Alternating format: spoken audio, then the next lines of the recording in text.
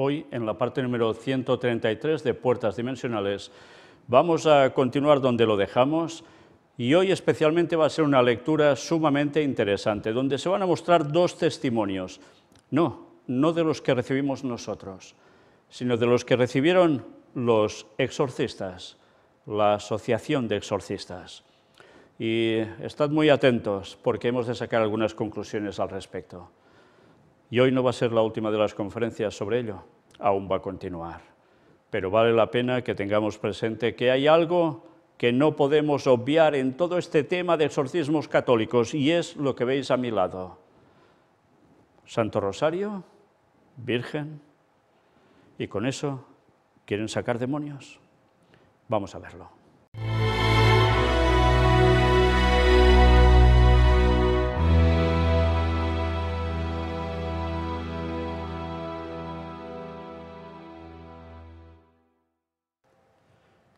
Nos vamos a centrar, como no, en exorcismos, pero precisamente con esta página, que es de la Asociación Internacional de Exorcistas. Y vamos a ver qué llegan a decir sobre testimonios sobre el uso del exorcismo de León XIII por quienes no han recibido la facultad de la Iglesia.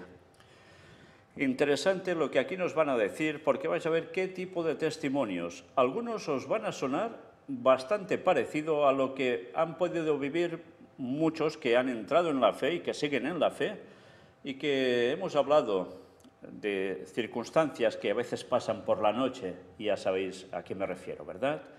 Pues estad atentos. Mirad, testimonio número 1. Una vez vino a mí una mujer que parecía estar sufriendo de violentos ataques demoníacos. Sus oraciones de liberación no le trajeron alivio. En la entrevista me contó que, instigada por un sacerdote, recitaba todos los días el exorcismo de León XIII para suplicar por la liberación de su nación de las fuerzas del mal. Le respondí que al recitar ese exorcismo se había enfrascado en una lucha espiritual mayor que ella. Si atacaba al enemigo, sin el mandato de la Iglesia, también tenía que esperar que el enemigo devolviera el fuego. Usé un ejemplo para ilustrar este concepto. Imagina que eres un soldado frente al frente enemigo. Se encuentra sin protección alguna en medio del campo de batalla. Ha salido de la trinchera y por iniciativa propia corre sola con una ametralladora al encuentro del frente enemigo que avanza hacia ella con varios tanques. ¿Crees que puedes acabar con los tanques enemigos solo con la ametralladora? ¿Qué crees que le pasará a ella? Los tanques enemigos apuntarán y lo derribarán. Entonces, ¿cómo debería haber reaccionado? Su lugar no está en la vanguardia. Ella tiene otra tarea. Desde un lugar seguro, tiene que apoyar a los combatientes de primera línea a su manera. Si trabajas allí, los combatientes de primera línea más experimentados serán más fuertes, más protegidos y con mayor capacidad ofensiva para desplegarse al frente. Ahora expreso el concepto de manera análoga. Si recitas el exorcismo de León XIII, tomas el frente de batalla y te involucras en una lucha solitaria contra las fuerzas del diablo. Pero esta lucha no es un juego. El enemigo es real y al mismo tiempo no es inofensivo, como escribe el apóstol Pablo, puesto que no tenemos que luchar contra sangre y carne, sino contra principados, contra potestades, contra los gobernantes de este mundo de tinieblas, contra los malos espíritus que están en los lugares celestiales. Es el texto de Efesios 6:12. Luchando en el lugar que no le corresponde, corre un gran riesgo porque se enfrenta a un enemigo más fuerte que ella desde una posición en la que puede ser derrotada fácilmente. Entonces, ¿qué debería hacer? En la batalla espiritual debemos aplicar los mismos principios que en una guerra terrenal. Los combatientes de primera línea en el ejército de Dios son los obispos y sacerdotes exorcistas. Disponen de diferentes equipamientos y gozan de especial protección para toda la Iglesia. Fijaos, disponen de diferentes equipamientos para hacer exorcismos, Y además, claro, gozan ¿de qué? De una protección para toda la Iglesia, especial. Ella es una simple fiel y no puede atacar directa y personalmente al enemigo con armas que no están destinadas a ella. No puede, por tanto, recitar el exorcismo de León XIII, que es un sacramental de la Iglesia, y en el que se usa una forma imperativa hacia el demonio que solo pueden usar los obispos y sacerdotes que han recibido autorización de sus propios obispos ordinarios. Por tanto, ese texto de que seremos real sacerdocio, nación santa, pueblo adquirido por Dios, aquí se lo pasan a la torera. No, solo son ellos los sacerdotes, los demás no pueden actuar así. Bien, una vez más, la Biblia no apoya mucho el concepto que están mostrando al respecto. Es cierto que puede haber gente, feligreses, que no estén muy preparados, no sepan mucho de doctrina y que quizás tampoco rebosen de fe aún, pero puede haber que sí. Y por tanto, si se ven en el momento de tener que enfrentar una cuestión así, pues deben hacerlo. En cambio, para el catolicismo esto no puede ser. Y fijaos que además es un exorcismo expresamente, el de León XIII.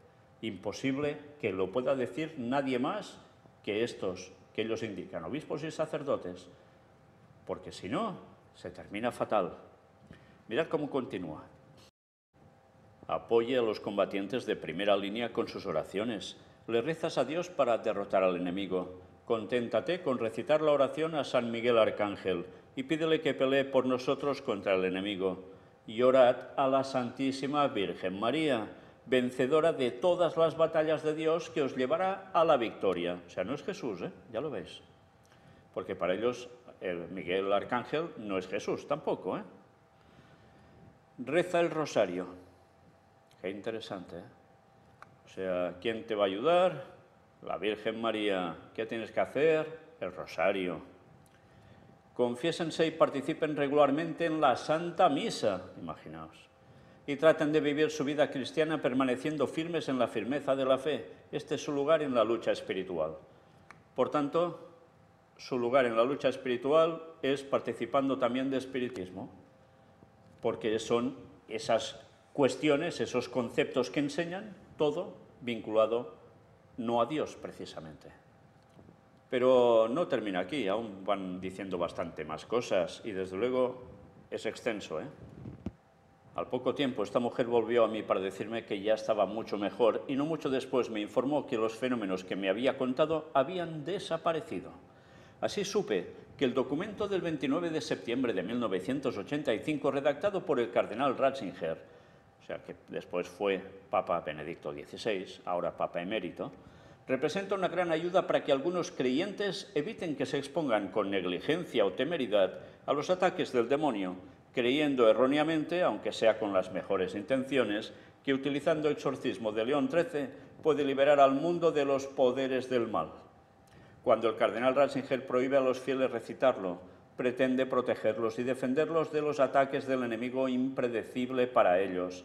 Además, fijaos que en este caso era para eliminar los poderes del mal en el mundo en general. O sea, vaya tontería de petición, ¿no? Porque ya sabemos que esto va a durar hasta el fin. Otra cosa es que los poderes del mal no puedan con el pueblo de Dios, pero todo lo demás ya sabemos lo que va a pasar. Y eso no quiere decir que quedemos exentos del mal, En los casos antes mencionados, fue una ayuda válida para mí hacer la siguiente pregunta. ¿A quién quieres obedecer? ¿A un sacerdote que te dice que puedes usar el exorcismo de León XIII para luchar contra el diablo? ¿O a la autoridad de la Iglesia? ¿Quién lo prohíbe? Esta pregunta ha ayudado a muchas personas a deshacerse de una gran carga. Don Martín Ramoser. Qué interesante, ¿Cómo plantean las cosas? O sea, imaginaos ese exorcismo, si debe ser potente, o sea, imaginaos qué cosa tan extraña que resulta que solo lo pueden hacer cierta élite de ellos. Y aunque un cura te diga, sí, tú puedes hacerlo, pues no lo hagas, porque ya ves, puedes quedar en posesión demoníaca incluso. Qué fuerte. ¿Por qué? Pues porque todo esto en verdad forma parte de los mismos hechizos, rituales satánicos que nada tienen que ver con la cuestión de Dios. En fin, sigamos. Testimonio número 2. Por razones de confidencialidad, mantenemos el anonimato de la autora de este testimonio y omitimos aquellas referencias que permitirían identificarla. Reverendo Padre Francesco Bamonte, seguid la historia sobre el uso del exorcismo de León XIII y espero con estas pocas líneas ayudar a todos a reflexionar. Quisiera con mucha sencillez y humildad, pero sobre todo en la verdad, compartir mi experiencia de vida. El don de la vida me lo dio Dios en un país de América Latina y hoy soy una mujer consagrada en la vida religiosa. Como es bien sabido, en muchas zonas de este hermoso continente se practica ampliamente la brujería, la magia negra, la santería, el espiritismo y muchas otras prácticas esotéricas. Nací en una familia en la que se había hecho magia negra, espiritismo y hasta pactos con el diablo. Uno lo había hecho mi abuela materna, otro mi padre. Nací y crecí en esta realidad aberrante como si fuera lo más normal del mundo. A los 5 años sufrí la primera violencia sexual en un ritual de iniciación, con profanación de la Eucaristía, o sea, de la hostia, de la misa, en el que fui obligada a participar y que fue seguido por muchos otros durante 5 o 6 años. Fijaos cómo en este tipo de rituales se utiliza mucho también la cuestión tipo Eucaristía como una profanación, pero es que, una vez más, fijaos qué engaños los de Satanás. Porque si ya la Eucaristía en verdad es un ritual que para nada es cosa de Dios, lo utilizan y ya veis de qué modo también la parte satánica. Satánica abierta, no la encubierta como la católica. Pero en el fondo es lo mismo. Desde un principio se me consideró la elegida, la que a la muerte de su abuela debió continuar con sus obras de brujería. Dado el ambiente familiar en el que viví, fui aprendiendo poco a poco, como si fuera un hecho completamente normal, el uso del péndulo, la tabla Ouija para evocar a los muertos, la consagración de los niños a los espíritus en el vientre de las mujeres embarazadas, cómo hacer el mal y muchas otras cosas por el estilo. Sí, de todo esto prácticamente hemos hablado ya en puertas dimensionales. En mi clase yo era el único niño o niña, depende, porque a veces se traduce todo este texto en masculino y a veces en femenino, que no recibía el bautismo. Y esto muchas veces se convertía en un motivo de incomodidad para mí, porque me sentía diferente a los demás alumnos. Empecé a querer recibir el bautismo, pero sin mostrárselo ¿a quién? A mis padres. ¿Por qué? Ya lo veréis. El deseo del bautismo, sin embargo, también fue motivado por un sentimiento sincero de amor que crecía en mi corazón hacia Jesús y por el deseo de convertirme en cristiano al formar parte de la Iglesia. Un día, tenía 6 años, me enteré de una gran reunión organizada por un sacerdote en una parroquia un poco distante a la mía, o de la mía. En aquella ocasión se habrían bautizado muchas personas, niños y adultos. Las celebraciones colectivas de bautismos administrados a adultos y niños hace unos 40 años eran muy comunes en algunas zonas de América del Sur por sacerdotes misioneros, precisamente porque América del Sur era considerada por ellos tierra de misión. Sin que mis padres y mi abuela lo supieran, pude persuadir al primo de mi padre y a su esposa para que me acompañaran a esa reunión donde cualquier persona no bautizada, tanto niños traídos por sus padres como adultos, podía recibir este sacramento sin ningún requisito previo, preparación y sin que ni siquiera el párroco lo supiera. En el momento de mi bautismo, que tuvo lugar en una catedral, que también era una iglesia parroquial, me confundí con todos los demás bautismos y también yo recibí el sacramento con gran alegría. Mi prima y mi esposa actuaron como padrino y madrina para mí. Al final de la celebración, todos los bautizados fueron inscritos en el registro parroquial de bautismos. Fijaos, dice que esto con 6 años hizo todo este montaje para que se pudiese conseguir su bautismo. Después de mi bautismo, comencé a asistir espontáneamente a la Santa Misa festiva en mi parroquia, pero iba solo porque mis padres no participaban. Después de aproximadamente un año, quise comenzar el camino de preparación para la primera confesión y la primera comunión, que recibí a la edad de 9 años. Mis padres no asistieron a la misa donde recibí la primera comunión y no permitieron que nadie me celebrara. A pesar de esto, desde ese momento comencé a sentir en mi corazón un amor cada vez mayor por Jesús, y aunque seguía involucrado en la realización de prácticas mágicas, sentía una incomodidad cada vez mayor cada vez que las hacía. Al mismo tiempo me sentía atraída por las actividades parroquiales y a la edad de 10 años me puse a disposición para ayudar en el comedor social y en la farmacia parroquial. También me uní al coro de la parroquia. La creciente sensación de incomodidad que sentía hacia las prácticas mágicas llegó a tal punto que a los 11 años las abandoné definitivamente. La paz y la serenidad entraron en abundancia en mi corazón, que surgen de sentirme acogido, amado y perdonado por Dios, pero al mismo tiempo, tras mi negativa a prestarme de nuevo a las prácticas mágicas y ritos de brujería, Se desencadenó una reacción muy fuerte en la parte de mi familia que se manifestaba en un continuo intento de hacerme desistir de la elección hecha. Siempre me hablaban del diablo como un buen amigo, al que había que obedecer. Él, a cambio, me hubiera dado muchas cosas, incluso salud.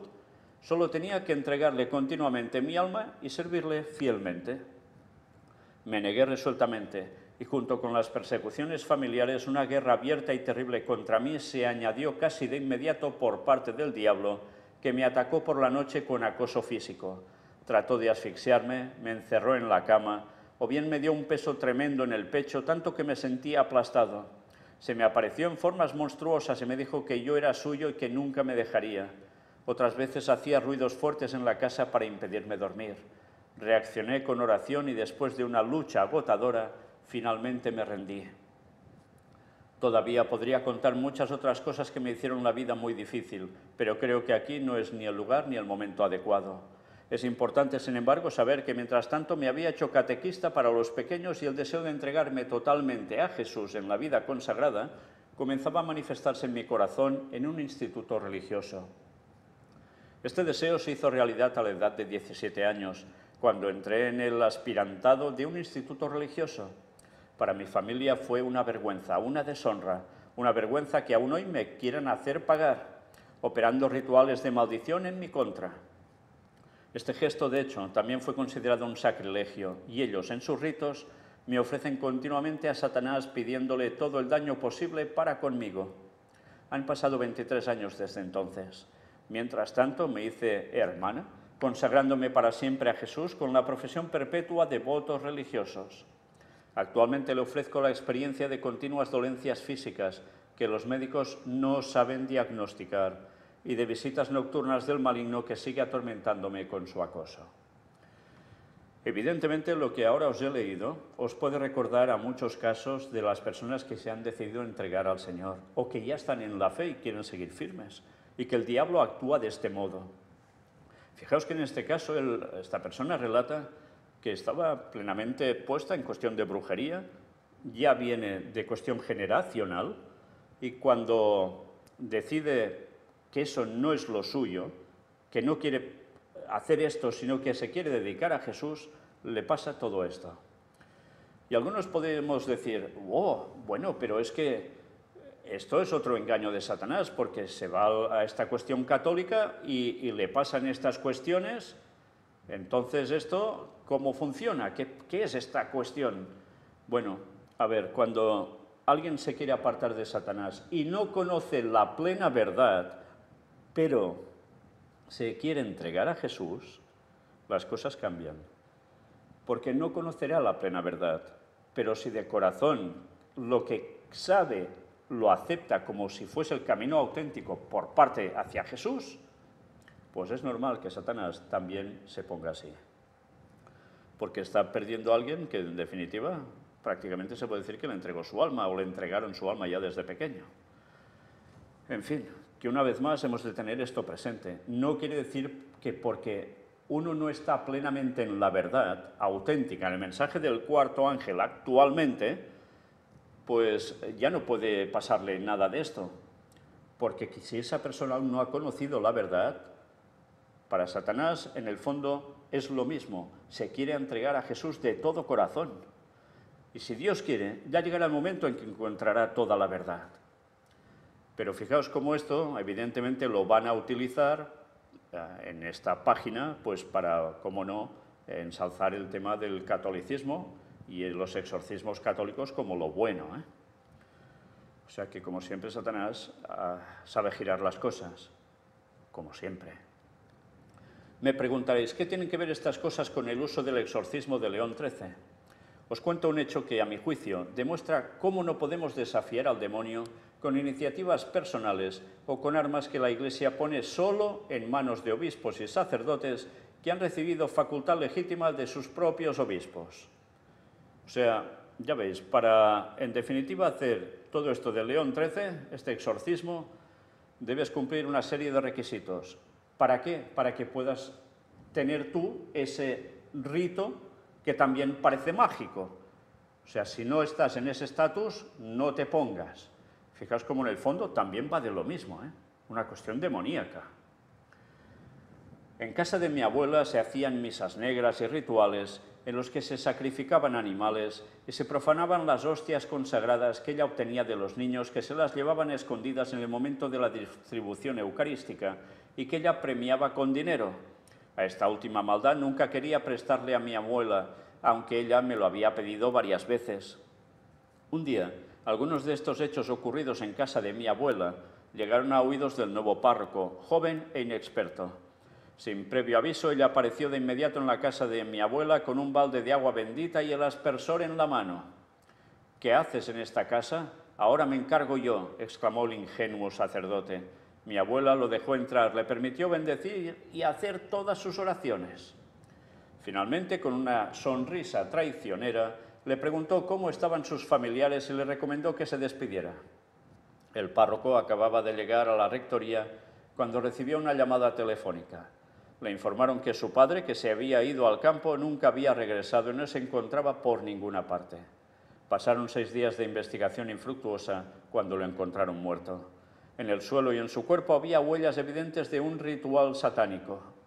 Sin embargo, en ese lugar, los que lo buscaban habían pasado previamente varias veces, pero no habían notado nada. El joven párroco, poco después, cayó en una terrible depresión y tuvo que ser apartado de la dirección de la parroquia. Ya veis lo que nos vienen a decir. El párroco fue con agua bendita allí y, uy, esto lo arreglo yo.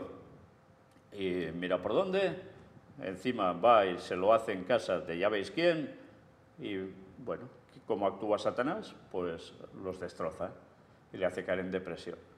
Con esto dicen, pues no veis, solo os lo pueden hacer ciertos cargos, el resto mejor que no haga nada de eso.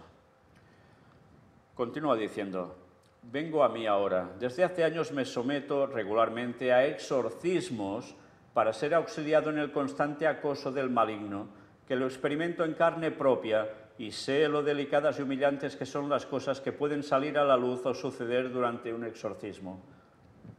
Por tanto, ¿ha conseguido hacer limpio? No. Cuando digo hacer limpio, de quedarse sin problemas, ¿eh? No. ¿Y qué le hacen hacer? Pues eso, exorcismos.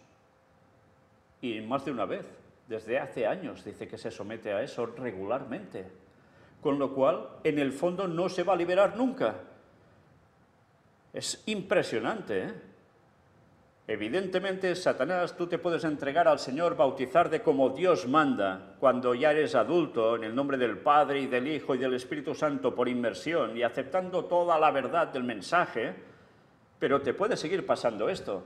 ¿Quiere decir entonces que tú tienes que ir a hacerte exorcismos? No, porque ya no te vas a liberar nunca de eso. Y es más, le sigues abriendo las puertas al diablo con esos exorcismos. Porque en vez de quitar, atraes. Y no precisamente ángeles de Dios. Con lo cual, ya veis en qué dilema está. Desde luego, esta persona necesita conocer la verdad con toda urgencia. Porque es la única forma que puede tener para salirse de toda esta cosa. Sigue diciendo, me imagino en primer lugar los posibles traumas psíquicos que se producirían si el exorcismo fuera algo que cada uno, sin haber recibido la preparación adecuada y sin que se haya verificado su capacidad para asumir tal tarea, lo hiciera sin mandato expreso de la Iglesia. Además, temo por mi experiencia que se abrirían puertas por las cuales estas personas serían atacadas de manera muy fuerte por el demonio, convirtiéndose a su vez en sus víctimas y también necesitadas de exorcismos. Fijaos, ¿eh? O sea, ya está diciendo que puede haber una cadena de posesiones por culpa de abrir esas puertas. Y en el fondo es lo que está pasando porque sigue yendo a exorcismos. De hecho, las comunidades monásticas reciben a menudo solicitudes de oración a favor de personas sometidas a exorcismos por parte de sacerdotes autorizados. Estos pedidos dan mucha molestia a los demonios que tratan de vengarse de esas comunidades y no es raro que Dios, por los propósitos misteriosos de su providencia, permita en ocasiones sus acciones perturbadoras. Ahora bien, si estas perturbaciones se dan cuando se hacen sencillas oraciones diarias en las que personas atormentadas por el maligno se encomiendan a la Virgen y ofrecen sacrificios diarios por ellas, Me pregunto qué podría pasar si alguien, sin gozar de la protección que garantiza por mandato oficial de la Iglesia, comenzó a realizar exorcismos incluso sin dirigirse directamente al demonio. En el mandato recibido del sacerdote exorcista veo la figura materna de la Iglesia, que nunca abandona a sus hijos, y veo en él el cuidado y la oración de toda la Iglesia, no del individuo que trabaja de manera privada y autónoma, sino unidad y fuerza de la comunión eclesial. ¿Os habéis dado cuenta? Voy a retroceder para que nos demos cuenta de lo que está diciendo. En definitiva, gente que se encomienda a la Virgen, ofrece sacrificios diarios y resulta que aún y así, perturbaciones por todos lados. Si no hacen eso, como puede ser cualquier feligrés o un cura cualquiera, pues ni mucho menos puede hacer nada de positivo, aún va a salir más mal parado. Fijaos qué interesante, ¿eh? Pero incluso encomendándose a la Virgen y a lo que quieran. Bueno, pues es que en el fondo están jugando a lo mismo.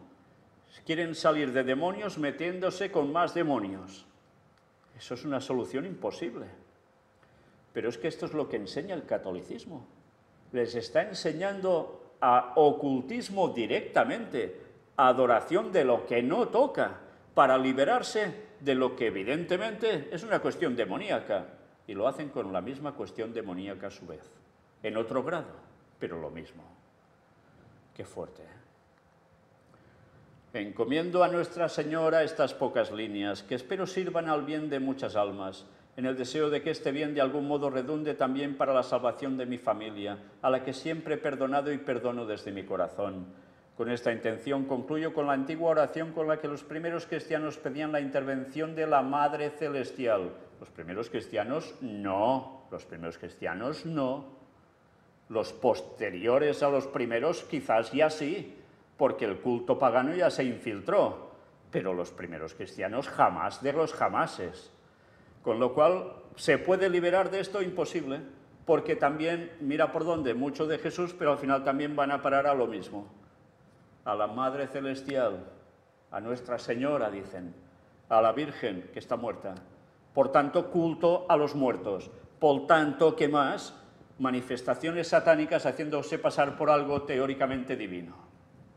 ¿Cómo se va a salir entonces de eso? Imposible.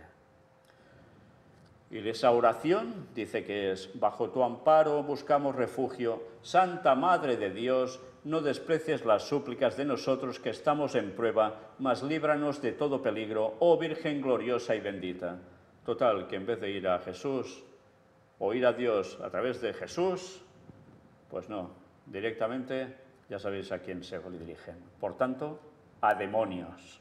Por tanto, no hay solución. Una vez más, fijaos qué importante es conocer la verdad bíblica, porque de lo contrario los demonios se ponen las botas. Y tanta gente cayendo en esto, y cada vez más gente pidiendo exorcismos a la Iglesia Católica para solucionar todo esto. ¿Os dais cuenta que es imposible salvar nada de todo eso? Por tanto, la multiplicación de los demonios sobre la gente irá a más, porque es algo que se retroalimenta. Hay más casos, van más a exorcistas, y los exorcistas, ¿qué hacen? Pues, en el fondo, mover más demonios. ¿Qué podemos esperar? ¿Que habrá más solución? Y habéis visto, que a través de una persona pueden haber más. ¿Se puede solucionar así la cosa? No. Por eso nos extraña que al fin de los tiempos el Espíritu Santo se haya retirado y las personas sean como demonios. ¿Eso nos va a extrañar si ya estamos viendo el proceso, cómo funciona? Esto es una multiplicación continua que ya no va a parar. Por tanto, todos aquellos que verdaderamente desprecien el mensaje del cuarto ángel, aunque ahora se crean tan unidos a Jesús y tan en la creencia verdadera, terminarán igual porque Satanás los va a engañar de lleno. Y además los va a poder hasta poseer. Hará de ellos lo que les va a dar la gana a los demonios, utilizados para ir contra la verdad y el auténtico pueblo de Dios incluso. Esto es lo que nos espera. ¿Somos conscientes de esto? No vamos a terminar aquí esta serie o miniserie que hemos puesto de exorcismos dentro de puertas dimensionales. Vamos a seguir con ello porque ahora veremos algo más sobre el tema de ¿pero qué es esta oración de León XIII? Y más cosas que iremos viendo aún. Una vez más, o nos entregamos al Señor de verdad, en la plena verdad, o acabóse, no hay más. O estamos con Dios, o estaremos con el diablo. ¿Qué preferís? ¿La verdad o vuestra verdad solo? La verdad es absoluta. No puede haber una verdad tuya, una verdad mía y una verdad del otro. O es la verdad o no es verdad. Vayamos a la palabra de Dios de lleno, porque es la única forma. Y oración al Padre en el nombre de Jesús. Y dejaos de virgencitas y de santitos y de crucifijos y de ajos, porque todo esto es cuestión demoníaca. Maranata 2031. El fin se está acercando, cada vez más claro.